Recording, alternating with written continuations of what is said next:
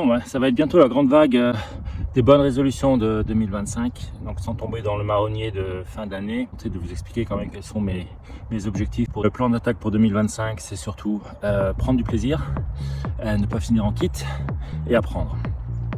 Bon, c'est pas quelques buzzwords, hein. Prendre du plaisir parce que sinon j'arrête tout de suite. Ensuite, ne pas finir en kit, surtout pas se blesser. J'ai plus 20 ans, à 50 ans, on n'est plus complètement en titane, maintenant qu'il va faire vraiment gaffe pour aller avaler tous ces kilomètres. Et puis apprendre, alors, un produit comme l'UTMB, pour courir, c'est plus que de la cardio, c'est plus que du volume. C'est aussi du mental, du moral, c'est aussi savoir gérer de la logistique, savoir gérer des équipements, prendre des techniques de montée, de descente, de l'hydratation, le b.a.-ba de la nutrition. Et donc j'ai à peu près tout à découvrir, tout à apprendre. Le gros objectif de l'année, c'est pouvoir faire 50 à 60 km avec des dénivelés d'ici peut-être plusieurs fois d'ici la fin de l'année.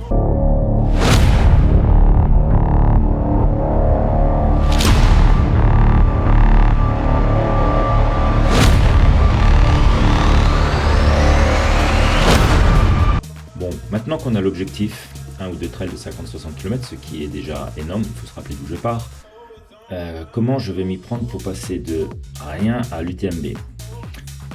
Alors il paraît qu'en France, il y a plus de 4200 trails, quasiment plus que de courses route, donc c'est un vrai labyrinthe. Je pense déjà avoir passé des heures devant mon ordinateur à fouiller, comparer, classer, comprendre les sites les plus adéquats pour réserver une course.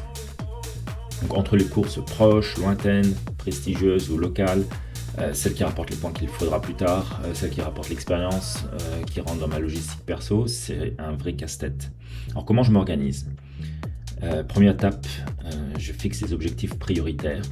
Donc, ce sont les courses les plus longues, les plus éloignées, celles pour lesquelles je vais adapter un plan d'entraînement spécifique. Ce sont des épreuves qui valent en général le déplacement, parce que je peux les combiner avec un week-end prolongé, une visite chez des amis ou de la famille, ou ça peut être des trails mythiques que j'ai envie d'accrocher au tableau de chasse.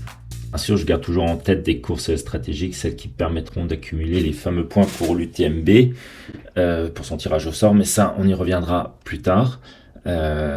C'est pas trop l'objectif quand même de cette année, mais ça sera plus pour l'an prochain. Ensuite, pour me retrouver, j'ai créé une base de données un peu sur mesure, c'est-à-dire une liste de 100 à 120 trails. C'est toujours pour les objectifs prioritaires. J'ai inclus la France, mais aussi quelques courses en Belgique, au Luxembourg et en Suisse. Donc, je les ai classés en plusieurs catégories. Montagne, plat, colline, urbain, nocturne, trail culte ou prometteur, en devenir. Et même des courses qu'on pourrait qualifier un peu de folie unique. J'ai essayé de tout noter, les distances de chez moi, les dates et les dates d'ouverture d'inscription, parce que certaines courses partent en quelques heures. En mi-décembre, par exemple, cette année, les Templiers ont ouvert en quelques heures, je pense même en quelques minutes, c'était sold out. Bon, ça tombait bien, je comptais pas m'y inscrire cette année.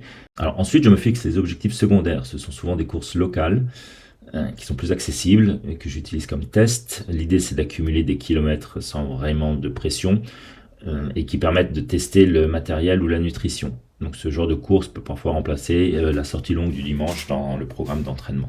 Là aussi, il y a eu des galères d'inscription. Donc par exemple, ma course prévue pour mi-février est sold out sur les options locales. Donc je me retrouve finalement à 300 km de chez moi, mais à 5 km d'un super pote. Donc tout va bien.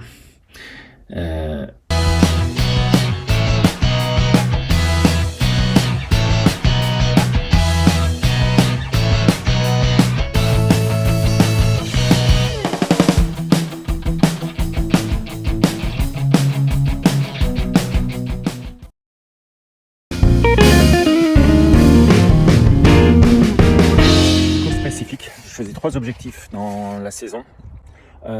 Premier en avril, à peu près l'équivalent d'un maratrail, donc on va parler de à peu près 40 km avec un peu d'altitude. Le deuxième mi-juin, on va essayer de faire entre 50 et 60 km, mais plus proche de 50 km.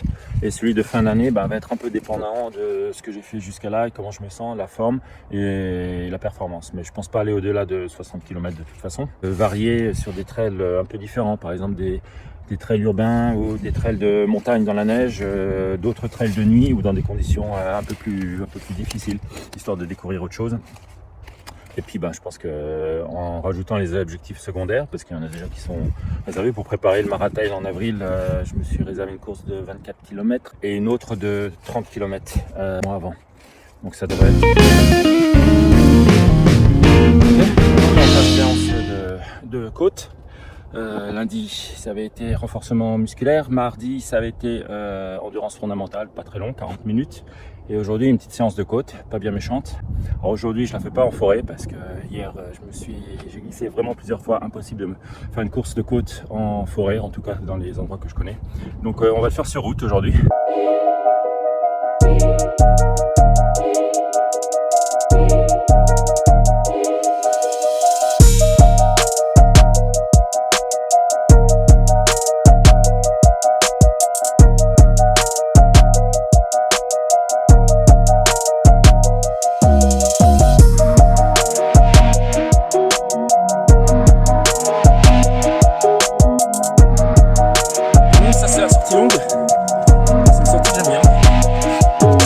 Aujourd'hui c'est 90 minutes, endurance fondamentale, donc pas trop rapide, allure footing, à peu près 6,30 au kilo, donc c'est vraiment tranquille.